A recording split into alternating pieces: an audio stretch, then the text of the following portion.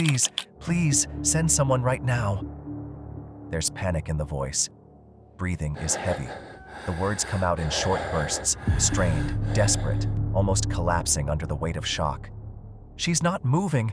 I don't know what happened. Please hurry."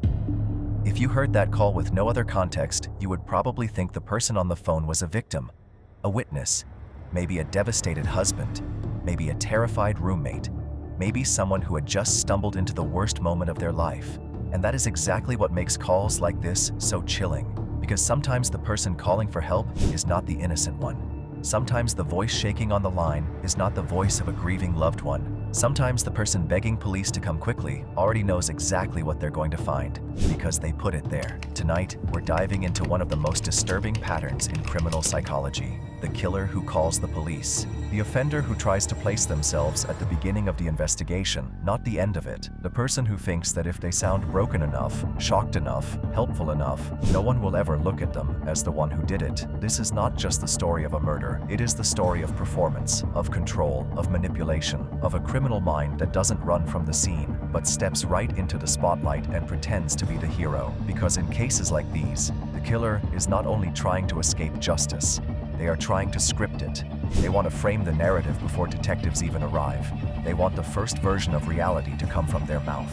They want to sound helpful, devastated, confused, innocent, and for a little while, it often works. But hidden guilt has a pattern. It leaks. It cracks.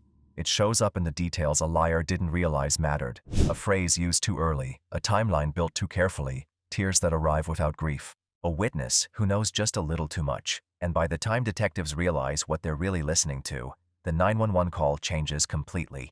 It is no longer the sound of someone asking for help. It becomes the sound of guilt trying to disguise itself as fear. Welcome back to Crime Logic. Tonight's documentary is a psychological deep dive into one of the most unsettling strategies in true crime: the killer who called the police. A deep dive into hidden guilt.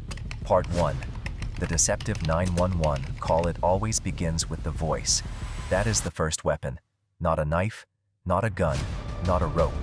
The voice. Because before detectives ever examine a body, before forensics ever sweep a room, before neighbors are interviewed, before timelines are reconstructed, the first official version of the crime often comes from the caller. And if the caller is the killer, that first version is not a plea for help. It is an opening move. That is why the deceptive 911 call is so powerful. It is theater disguised as emergency. The caller sounds frantic. They may stumble over words. They may cry. They may repeat things like, "Oh my God," or "I can't believe this," or "Please hurry." And to an ordinary listener, that sounds real, because real panic does sound messy. Real grief does sound disorganized. Real fear does sound breathless. But a manipulative caller knows that too. They understand what panic is supposed to sound like, and that is the beginning of the deception. The killer is not just reporting a crime. They are auditioning innocence. They want dispatchers, officers, detectives, neighbors, and eventually jurors to hear one thing in that call: a person who could never have done this. That is why these calls are often so dramatic, not because the caller is truly overwhelmed, but because emotion, when used strategically, becomes camouflage. The most dangerous deceptive caller doesn't sound cold. They sound shattered. They don't avoid the police. They invite them in. They don't act detached. They sound desperate. And that is what makes the opening of this kind of case so effective. The audience hears the call and thinks they are listening to trauma. But what they are really hearing is performance under pressure. Now, that doesn't mean every emotional 911 caller is guilty. Far from it. Many innocent people sound chaotic, incoherent, or strange under shock. But the deceptive call has a different quality. It often feels just a little too directed, too aware, too narrative. The caller doesn't just react, they guide. They don't only say what happened, they begin shaping why it happened and who should be suspected. That's the critical difference. An innocent caller often focuses on help. A deceptive caller often focuses on explanation, and that is where the hidden guilt begins to show. Because the guilty mind is not only thinking about survival, it's thinking about the story. What will the police believe? What will make me look innocent? How do I explain what they're about to see? How do I get ahead of the evidence before it speaks for itself? That is why the 911 call is so often the first psychological crime scene. The body may be in the bedroom. The blood may be in the kitchen. The forced entry may be faked at the back door. But the first real battlefield is the caller's voice. Every pause matters. Every word matters. every detail matters, because hidden inside that panic may be something detectives hear later and can never unhear, a phrase too specific, a reaction too polished, a shock that sounds rehearsed, and once that happens, the call changes forever. Part 2. The scene of the discovery. By the time police arrive, the killer has already had a head start. Not just in time, in narrative. That is why the scene of the so-called discovery is so important. When officers step into the home, the caller is often waiting for them in a carefully chosen emotional state. Maybe they're crying uncontrollably. Maybe they're pacing. Maybe they're holding their head in disbelief. Maybe they're trembling and can barely speak. Or maybe they're strangely calm, but trying very hard to look stunned. Either way, what they're doing in that moment is not random. They are managing impressions. The killer knows the first few minutes matter. Officers notice everything. Who speaks first? Who avoids the body? Who wants to go near it? Who keeps repeating certain phrases? Who introduces possible suspects without being asked? Who seems genuinely disoriented? And who seems focused on something else entirely? That is why the discovery scene can be so revealing. Because the killer isn't just standing there with grief. They are often subtly directing the investigation. They may say things like, "I saw a strange car outside earlier. I think someone was watching the house. She told me someone had been bothering her. I heard the back door. I thought I saw someone run." These statements are not always spontaneous. Sometimes they are seeds. Little ideas planted early, so detectives start looking outward instead of inward. And this is where so many guilty callers expose their deeper motive. They do not just want police to solve the crime, they want police to solve the wrong crime. They want detectives chasing an intruder, an ex, a stalker, a stranger, a suspicious car, a made-up shadow, anything except the person standing right there in front of them pretending to help. That is why their emotions can feel exaggerated, not always fake in the obvious sense, sometimes not theatrical at all, but strategic. A liar may cry because crying buys distance. A liar may appear too shattered to question, too broken to suspect, too cooperative to doubt. This is where detectives start reading more than words. They watch proximity. Does the caller avoid the victim in an unnatural way? Do they seem more interested in police reactions than the victim's condition? Do they keep checking whether their story is landing? Do they offer too much information before basic questions are even asked? Because innocent panic tends to be chaotic. Manipulative panic tends to have direction, and that direction usually points away from the truth. The killer often believes they are controlling the moment, that the scene is working, that officers are absorbing the version of events exactly as planned. But the crime scene has a way of refusing performance. The room tells its own story. The body tells its own story. The timing tells its own story. And when those things start pulling against the caller's emotional act, the first cracks begin to form. Part 3. The helpful witness strategy. This is one of the most fascinating and disturbing parts of cases like this. The killer often doesn't disappear after reporting the crime. They lean in, they become helpful. Too helpful. They act like a witness, a partner in the investigation, a person who wants justice more than anyone else. And on the surface, that can look convincing. After all, innocent people do help investigations. They offer timelines, they describe what they saw, they answer questions, they stay available. So why does the helpful witness strategy matter so much? Because when the killer does it, the help is usually not neutral. It is designed. Every detail is being used to shape police attention. The killer might say, "I remembered a strange guy near the driveway. She had been scared lately. There was this dark SUV that kept passing by. Maybe it was someone from her past. Could it be robbery?" These are not always obvious lies. Sometimes they're vague enough to sound believable, and that is exactly why they are effective. The killer doesn't need detectives to believe every detail. They just need them to spend time on the wrong path. That buys distance. It buys emotional protection. It buys time for the caller to keep performing innocence. And maybe most importantly, it makes the caller look engaged, look cooperative, look like someone with nothing to hide. This is where many investigators become very cautious. Because truly helpful witnesses answer what is asked. Manipulative witnesses often try to author the case. They steer, they interpret, they introduce theories too early, they volunteer narratives before evidence has supported anything. And that is a red flag. Especially when the caller starts acting less like a shocked loved one and more like an amateur detective trying to build the suspect list. The guilty witness often overestimates how clever this is. They think involvement equals innocence. They think, if I'm helping, they won't suspect me. But detectives know something crucial. A guilty person often wants to stay close to the investigation because control feels safer than uncertainty. If they stay involved, they can monitor what police know. They can adjust their lies. They can correct course. They can measure danger in real time. Part 5. The forensic trap. In almost every case like this, there is a trap. Not one detective set, one the killer sets for themselves. A guilty caller often believes they have beaten the system by calling first, by controlling the tone, by helping, by performing. But the real enemy is not the detectives. It is the detail they didn't realize mattered. Maybe they mentioned the weapon too early. Maybe they described the victim's condition before anyone should know it.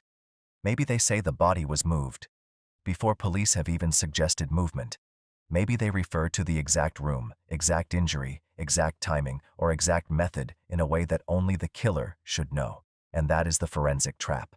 Because once the caller speaks from knowledge they should not have, the case tightens instantly. This is one of the most devastating ways guilt surfaces. The liar is so focused on seeming helpful that they accidentally cross the line from witness knowledge to offender knowledge. And once that happens, detectives don't forget it. Then forensics steps in. Phone records, timeline reconstruction, blood pattern, shoe impressions, trace evidence, digital movement, door locks, security systems. Every objective detail starts asking the same question: does the caller's story fit the physical world? And many times, the answer is no. That is when the heroic mask begins to collapse, because a liar can control tone, they can control tears, they can control what they say, but they cannot control everything they touched, everything they moved, everything they forgot, everything the body and the environment kept for investigators. The guilty caller always underestimates one thing: reality does not panic, reality does not improvise, reality stays where it is. And once forensic evidence starts contradicting the emotional script, the entire strategy begins to backfire. The call that once sounded innocent now sounds informed.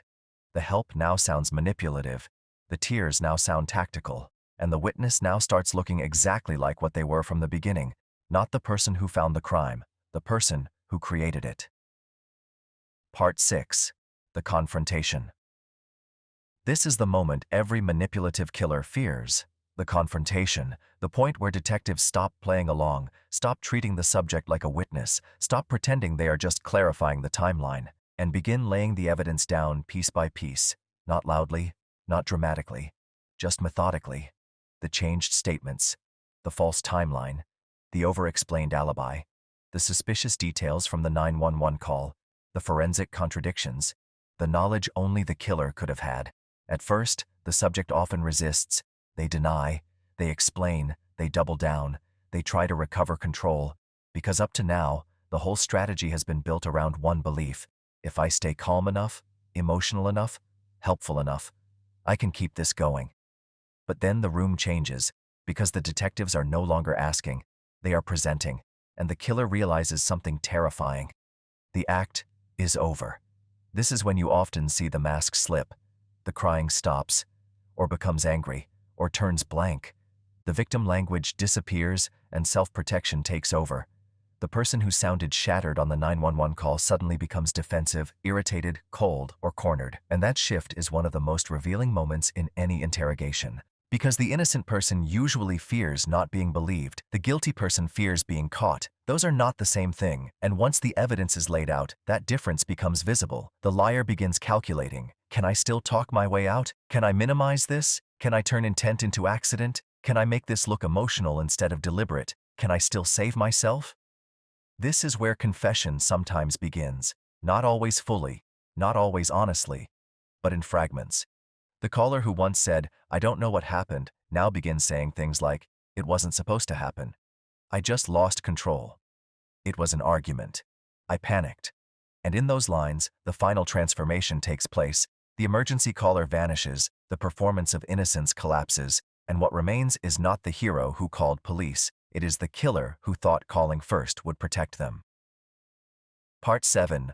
Why killers call at all. This is the deeper psychological question. Why would a killer call the police in the first place? Why not run? Why not disappear? Why not stay silent? Because for certain offenders, the call is not a mistake. It is part of the fantasy. They do not want distance from the crime. They want control over it. Calling police lets them shape discovery, shape emotion, shape suspicion. It lets them be present at the moment the world learns what happened. And for a certain kind of manipulative personality, that is irresistible. They do not just want to escape punishment. They want to orchestrate perception. They want to be seen as the grieving spouse, the horrified parent, the shaken neighbor, the traumatized witness, the innocent one who tried so hard to help. That role matters to them, and that is why hidden guilt is often so psychologically revealing. Because the killer does not merely lie. They perform goodness. They perform loss. They perform concern. And the ugliness of the case is not only in the murder, it is in the audacity of trying to stand beside the victim as if they belonged there. Calling the police is, in these cases, often the final stage of control. The offender has already controlled the victim, then controlled the scene, then controlled the timing, then controlled the first story, and only later do detectives begin taking that control away. That is why these cases are so compelling in documentaries, because they show something beyond violence. They show the psychology of post-crime manipulation, and that is sometimes more chilling than the crime itself. Part 8. The side-by-side truth. This is where your documentary hits hardest, the side-by-side comparison. On one side, the 911 call, the breathing, the trembling, the fake shock, the urgency, the voice begging for help. On the other side, the interrogation, the contradictions, the missing grief, the shifting story, the over-explanation, the growing pressure. And in that contrast, the truth becomes impossible to ignore. At the beginning, the caller sounds like someone destroyed by tragedy. By the end, they sound like someone trapped by evidence. That transformation is the entire story. Because hidden guilt always believes it can stay hidden if it reaches the microphone first, if it cries first, if it calls first, if it says, "Please hurry," before anyone knows what really happened. But the deeper reality of these cases is this. The first voice is not always the truthful one. The loudest grief is not always real grief, and the person who appears most eager to help may be helping only themselves. That is why detectives study not just evidence, but behavior. Not just blood, not just fingerprints, but language, timing, emotion, narrative. Because crime scenes tell stories, and so do liars. The trick is learning when those two stories stop matching, and the moment they stop matching, the caller's entire performance begins to collapse. In the end, the killer who calls the police is trying to do something almost impossible. They are trying to stand at the center of a crime they committed, and still look innocent. They are trying to turn guilt into grief, fear into theater, control into credibility. But guilt is rarely silent forever. It leaks into the language, the timeline, the body language, the over-explained story, the strange knowledge, the wrong tears. And once detectives begin hearing the call through that lens, everything changes. The panic starts sounding rehearsed. The helpful witness starts sounding strategic. The discovery starts looking staged. And the hero starts looking exactly like what they were all along. Not the one who found the horror, the one who caused it. This is why calls like these remain some of the most disturbing moments in true crime, because they remind us that evil does not always hide in silence. Sometimes it speaks first, sometimes it dials the number itself, sometimes it cries into the phone, and sometimes hidden inside that desperate voice is the killer. This has been Crime Logic, and this was The Killer Who Called the Police, a deep dive into hidden guilt.